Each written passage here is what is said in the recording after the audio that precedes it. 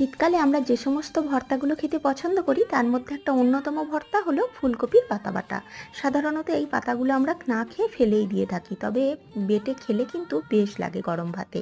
তার জন্য ফ্রেশ তাজা ফুলকপির পাতা থেকে মাঝখানে শিরের অংশটা বাদ দিয়ে ধুয়ে পরিষ্কার করে নিয়ে অল্প জলে লবণ এবং হলুদ দিয়ে বা একটু ভাপিয়ে নিতে হবে।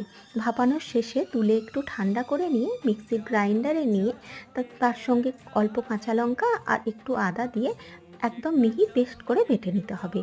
এবার রান্না করে নেওয়ার পালা। তার জন্য কড়া বসিয়ে কড়াতে অল্প পরিমাণ মতন সর্ষের তেল দিয়ে তাতে শুকনো লঙ্কা ফোড়ন দিয়ে ভেজে তুলে রেখে তার উপরে কালো জিরে আর অল্প একটু রসুন বাটা দিয়ে নেড়ে চেড়ে এই সবুজ পাতা বাটাটা দিয়ে দেবো। এবার একবারে নেড়ে চেড়ে শুকনো করে নিলেই হবে।